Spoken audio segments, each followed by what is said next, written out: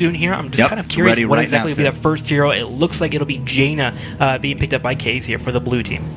Yeah, so Jaina as a very popular first pick. Not too surprising though, Tyrande on the other side of things. We have seen her as a first pick potential, but that is absolutely a combo you want to break up. And at the same time, you get a great partner there with the Diablo. Yeah, nice pickup here. We've seen this energy before. It wasn't executed to the best potential, but we can totally see what Internal MD will be doing with it, as they seem to be very confident with that choice. The Marty Churros, I don't know what they'll be falling up into. I'm assuming some kind of a support hero would be great. You want to have someone that can help out Kaze as well as some kind of damage dealer. It looks like Gray's Robber will be picked up, that Vala, which is a hero that we've been seeing in every single match. She is the most popular, one of the most effective, and one of the most picked heroes here in Heroes of the Dorm. That is no support, sir. That is the Sylvanas, the Banshee Queen, and this is a die-hard damage lineup from the Mighty Churros. They're saying we're good with whatever else. As long as we get these three popular ladies pushing for us here in Cursed Hollow, we're going to have a good time. The Mighty Churros pick up the 3 Hooded Ladies, and man, can they put out some damage like crazy. Looking at the Internal Envy,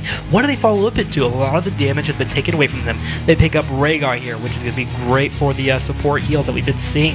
Illidan could be a choice here. However, Illidan diving into those 3 ladies, yeah, that's dangerous. That's dangerous. So we see someone a little bit more passive here, someone that can poke from the side. It's going to be Banana Apple on Tychus.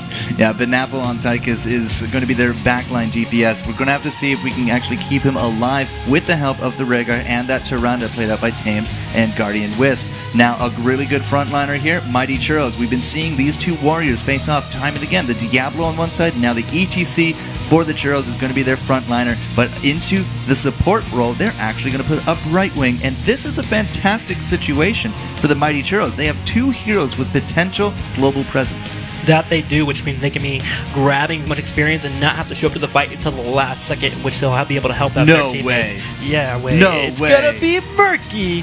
Okay, so this hero is a little bit different. This is a fun hero, very, very different in a way. We're gonna have to see what exactly the team wants to do with it, but Murky is a hero that is a little bit odd. You're gonna enjoy watching this little guy.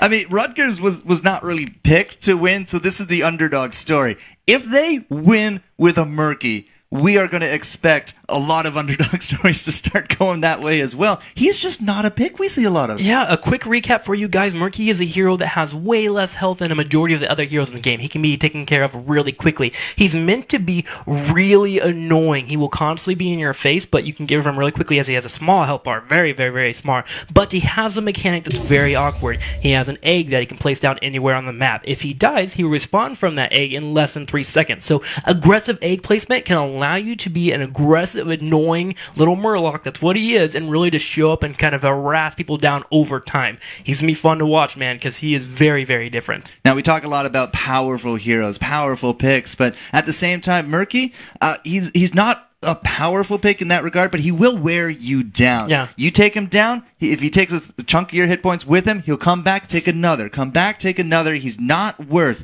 a full hero kill, just like the Lost Vikings that we've seen before.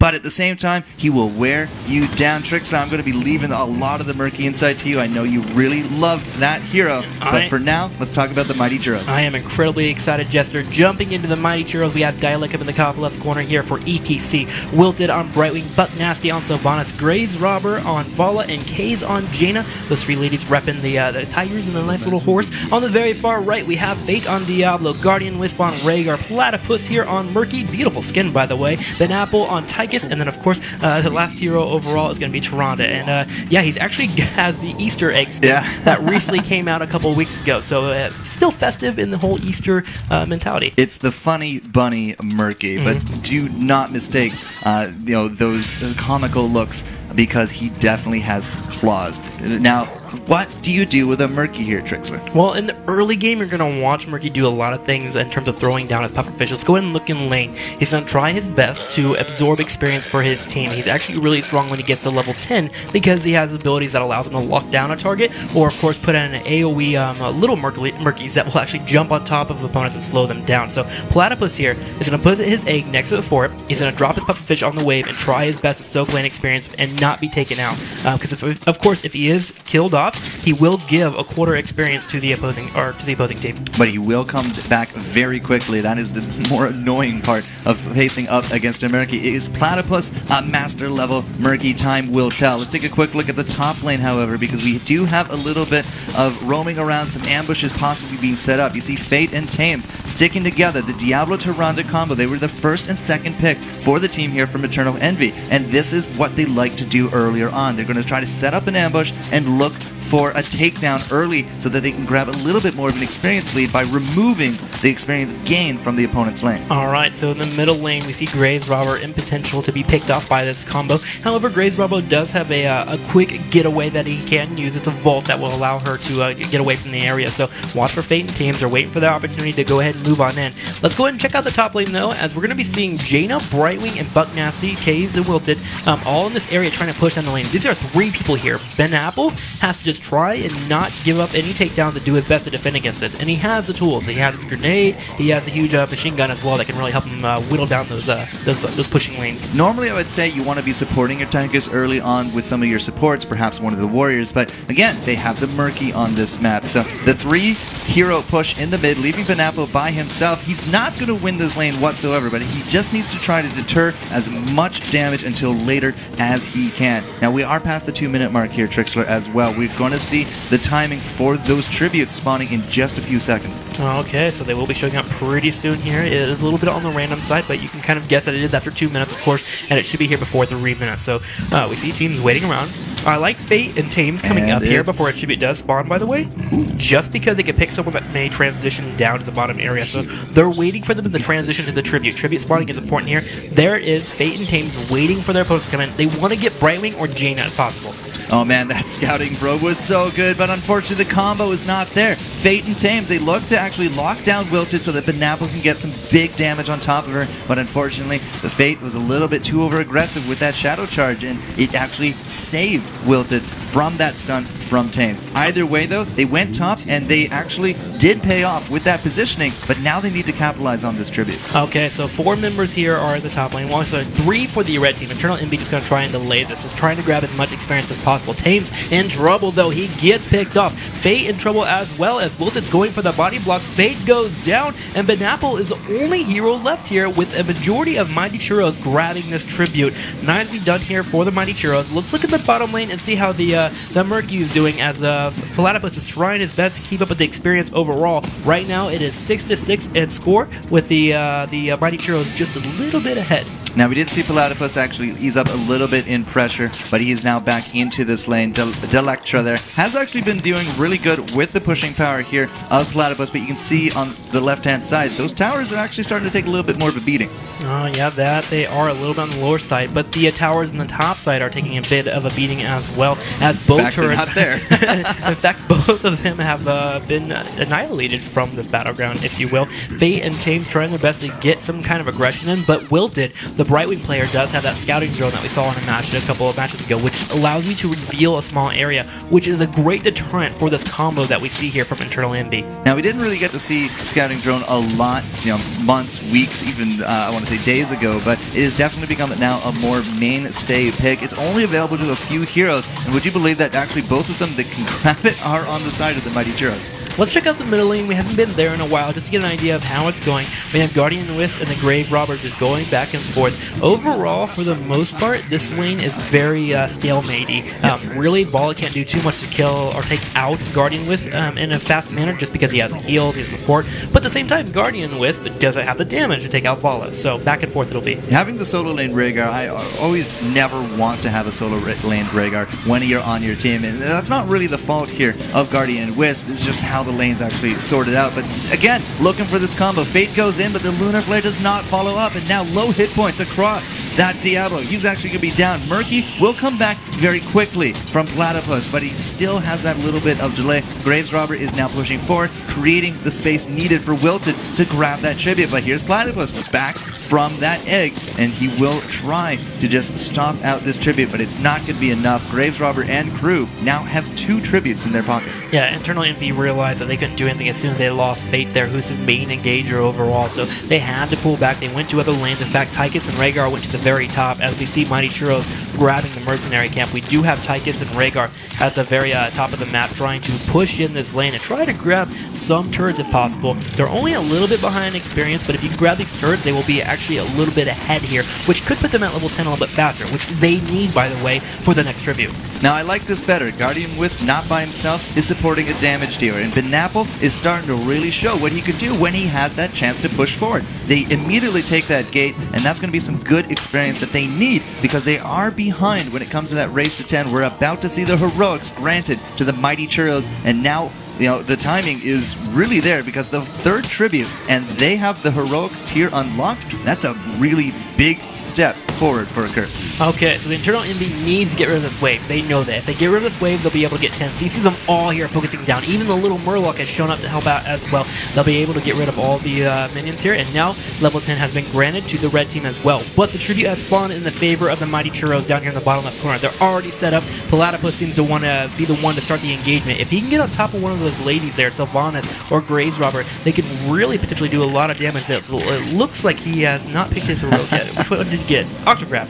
Okay, so Octograb allows him to do an instant engagement and really just lock down someone for a couple of seconds, which allows his team to focus him down. So let's watch out for Platypus and Fate here, as they're their main engagers for Internal Envy. Big thing here as well is Platypus put down the egg right there in that little horseshoe. So if he even does get taken down, he's going to be able to come back very, very quickly into the fight. But here comes the engage. Fate goes forward, has the Lightning Breath ready to go. They're looking for the kill on top of Graves Robber, but they cannot take him down. Instead, we have the laser there from Benapple. It's getting off some pretty decent damage. It's finally going to drop. There goes Murky. He's going to be back very quickly, remember, but Diablo is going to get hooked, and he's now out of this fight. Tames is going to drop here as well. Delectra there with that power slide, able to secure that one. Now, Platypus doesn't have the hit points. He still has that egg there. They don't know that, but he cannot get anywhere near that tribute, and 3 up, 3 down. It is the Mighty Churros advantage. Yeah, for the comp for Internal Envy, they really need to take out someone very, very quickly in a fight. They simply do not have sustain to stay in, because Wilted here will continuously heal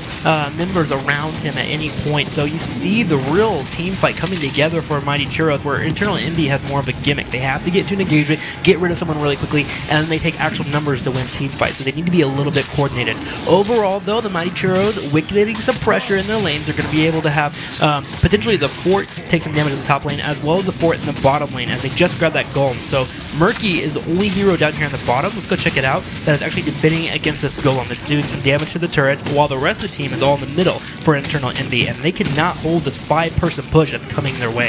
Yeah, the 5-man stack here from the Mighty Churros, I mean, they are really pulling together their power as a team, and because of that, this fort is not going to fight back. The red team curse is about to finish up, has 5 seconds left on it, but overall, they were able to get the top fort down the mid, but oh, could this actually be a return kill from Fate and that Lightning Breath? Churro is really just now more on the back foot. That Murky aggression with those heroics caught them a little bit off guard, but they still had enough escape mechanisms under their belt to get to safety. So the Mighty Churros have picked up an ability called Cleanse that are actually helping out a lot. Wicked is the one that's utilizing it, and whenever we have Platypus jump on a member of Mighty Churros, you see Wicked just use Cleanse and immediately save them, which is really preventing this pick-off composition from happening for Internal Envy. They do push down the bottom lane, and they need to grab experience to get to level 13. The Mighty Churros overall have not had that many deaths. In fact, they've only actually had 0.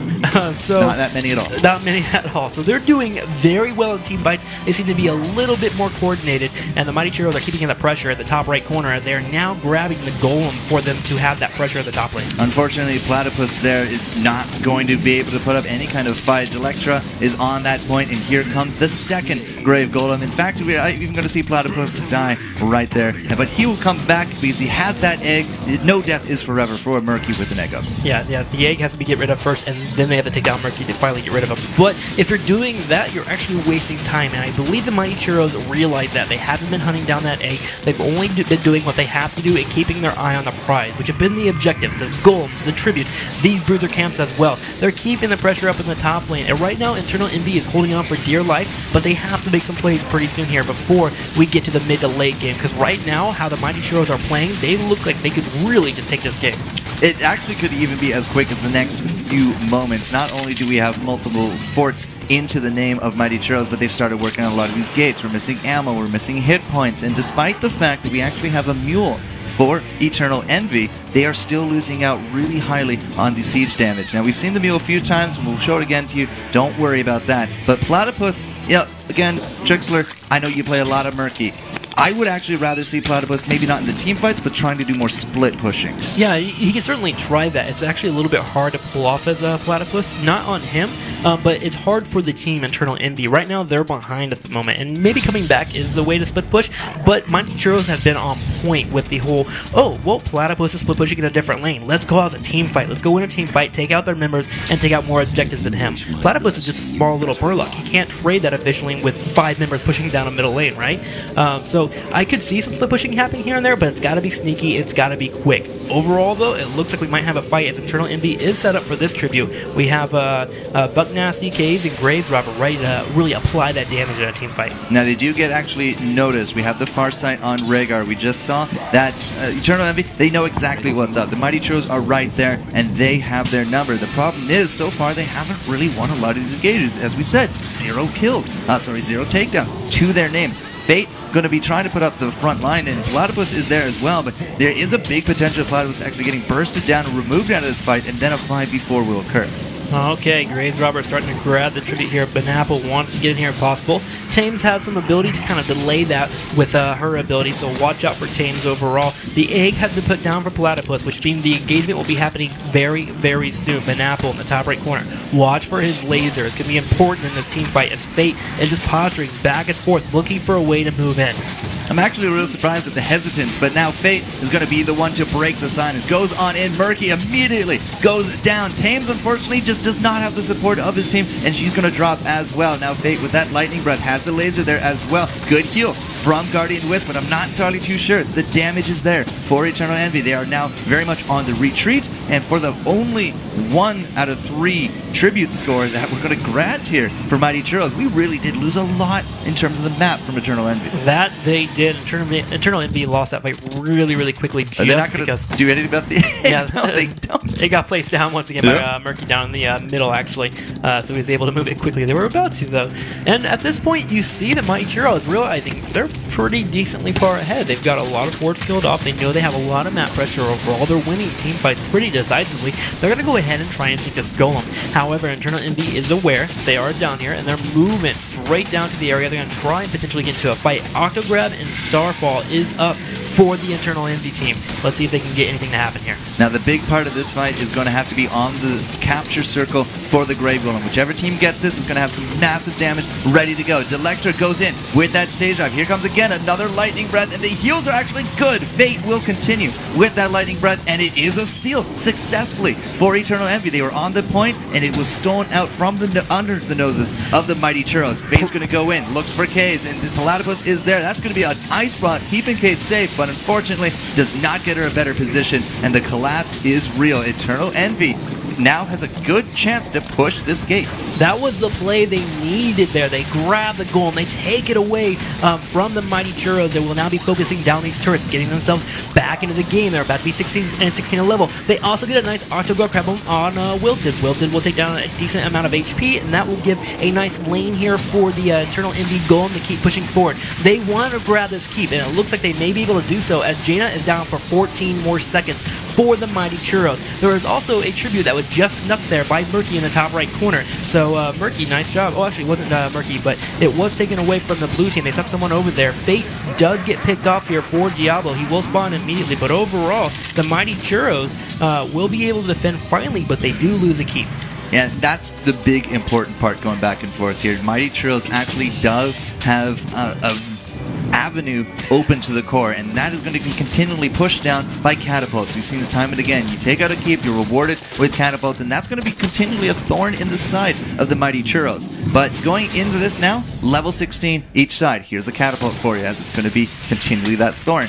But level 16 from each side means that we do have those power-up gains on both sides of the fence, and would you believe, now a little bit of a lead experience-wise for Eternal Envy.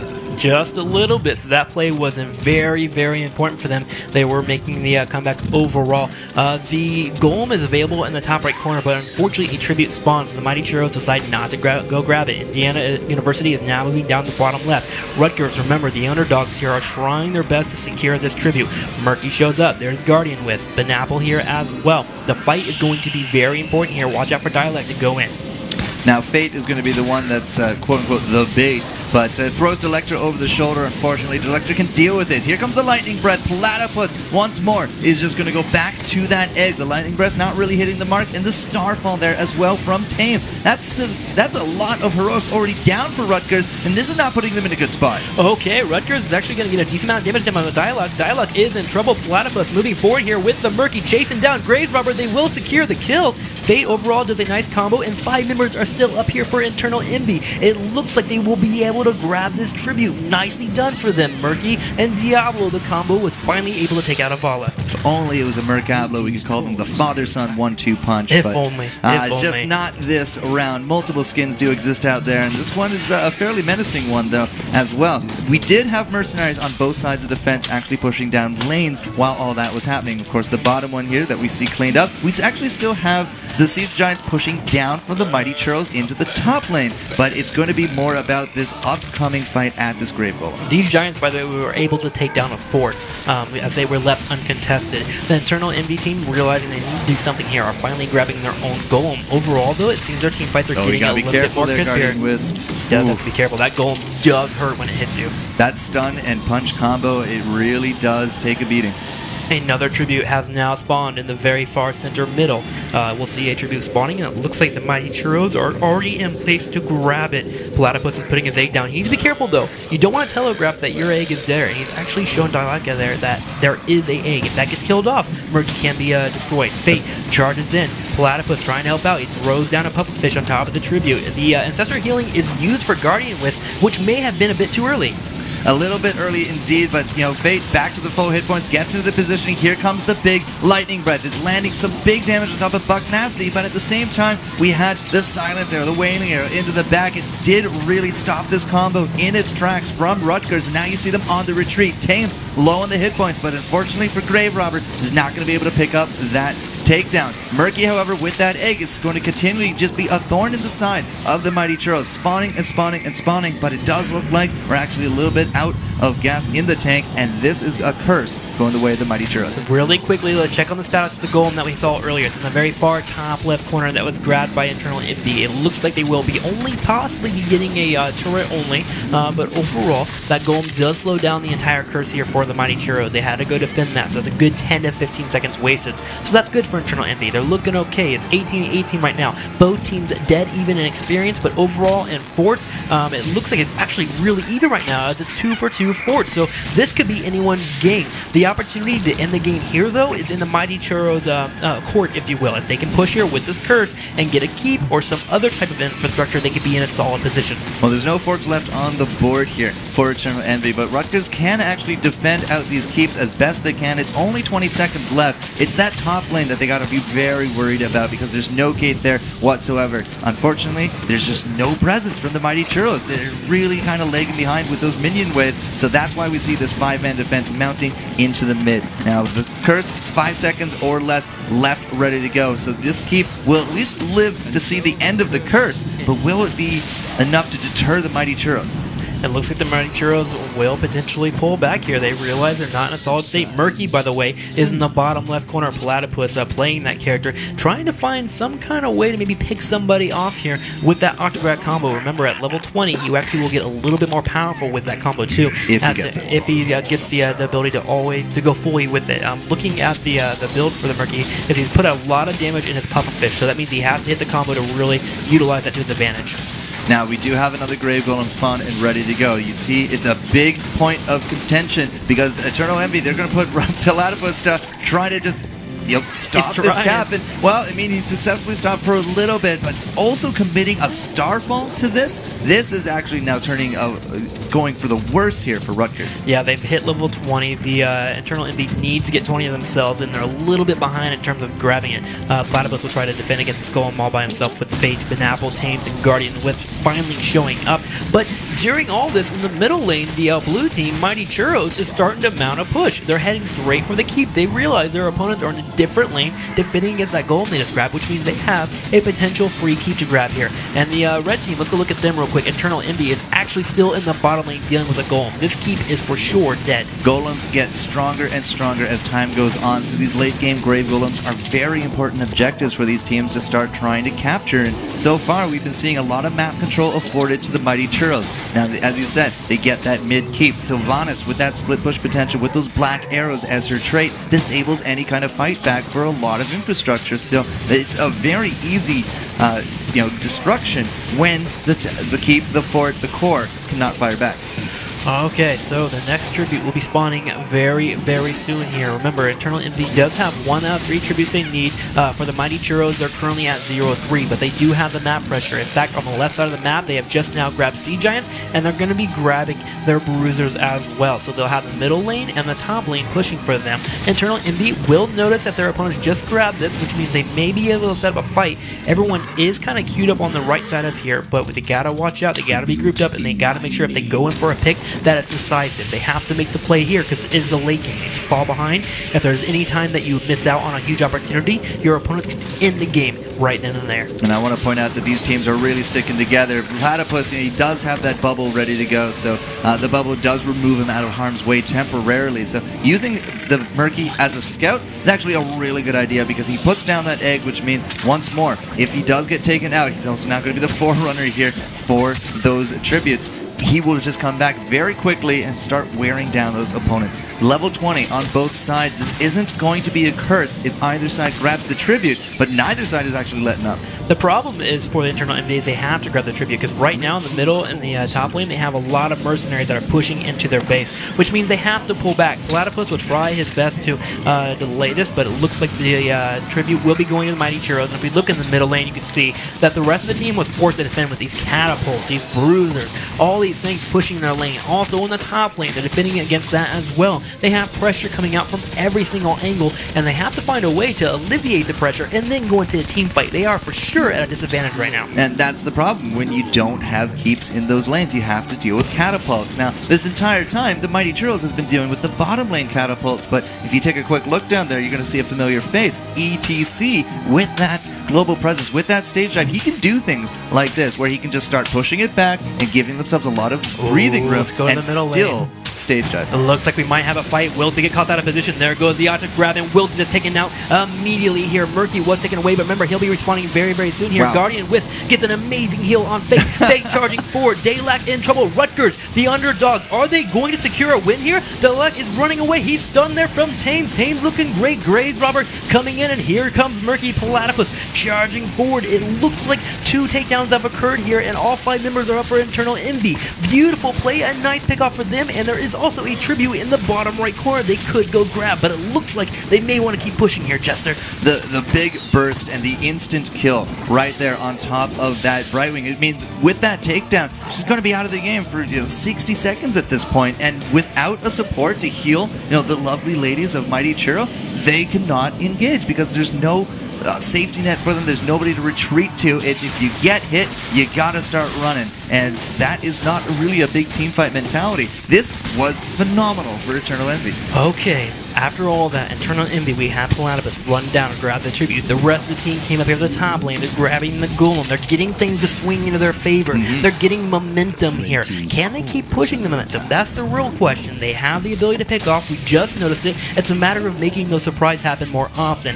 If you're the Mighty Churros, you're going to start staying a little bit more grouped, and you're going to make sure that you're not going to walk into situations where you get picked off like that. But right now, the Mighty Churros, on their back foot, have to defend the top lane. They have that huge Golem coming their way, and that's their main objective right now. Unfortunately for Eternal Envy, I mean, they're not really able to deter the big collapse on top of this Golem. So even by the time it gets to these towers, to the keep, it's going to be down half health. It's just not going to be the objective grabber that Eternal Envy wanted, but they do maintain map positioning for this. We are going to have another tribute in the next few moments. This top lane golem has forced the Mighty Churros into the defense up there, and now with that far side, they're going to notice, hey, they're on their way down here. We either need to finish this up or plan an ambush. The Eternal Envy is now grabbing the golem themselves, and it's going to be the opposing golem, and it looks like they'll secure it just barely before the Churros can show up and help out. And luckily for them, we did have a tribute spawn for them. However, the egg is in a weird position. The egg is in a little bit of a weird position, but this is a phenomenal position because now Eternal Envy has a grave golem. Oh, it's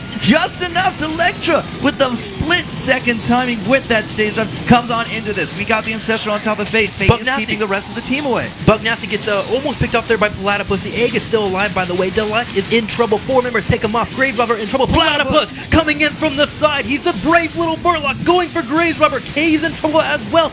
Grave Robber does get away, but Kay's unfortunately not as lucky as it looks like he may get picked off. That's 3 members down for the blue team. And Mighty Churros are in trouble. Eternal Envy, are they going to push? Oh my gosh. Oh my gosh. There's a Grave Golem on the core. Core damage is starting to actually add up on top of Mighty Churros, and that is a very healthy 25-minute Grave Golem. I think that actually just might end the game by itself. Have the underdogs won? Can they do it? It looks like it. They run straight to the core, and game number 1 will be going to Eternal Envy Rutgers, the underdog. Only 5% of brackets actually picked them to get this far are going into the game 2 with a win. I have all these stats in front of me that says Murky is not a... Stats don't mean nothing. You see this? Murky's not a pick, but Rutgers come in not only as the underdog, but at the same time they bring a Murky into this, something that we just do not see when it comes to more competitive Heroes of the Storm. They made it look good. I gotta say, Platypus really knew how to use that Murky. The early game, maybe not so much, but very solid for an ending. Here's the thing. Mighty Churros in the early game are playing fantastic in terms of posture and composure. They realized their opponents were using Murky to lock down someone with an Octograb. Right. They would use an ability called Cleanse to save their teammate, and then they would win the team fight. You can only do that once. You can only do that a couple of times. Yeah. And the thing is the Eternal Envy team realized this. They started not fully doing a full engage with Platypus and allowing Diablo to go in for the charge, forcing the Cleanse out, and then Murky would go for the engage on a really weak member. And then, with just pure laser and a nice job of mechanics, they were able to secure the win. Crazy game. Crazy game. So Eternal Envy put a point on the board. This will now be the map choice here for the Mighty Churros as we go into game number 2. I don't foresee a Murky counter pick to be coming out because just nobody ever expects to see Murky these days. But this could be the turning point in that Murloc's career. Right here. Okay, guys. Well, game number 2 will be coming at you pretty soon. We'll see if the Mighty Churros can turn that around. Maybe they'll still Murky away. Regardless, we'll come back after a quick commercial break, and we'll be going to Dragonshire.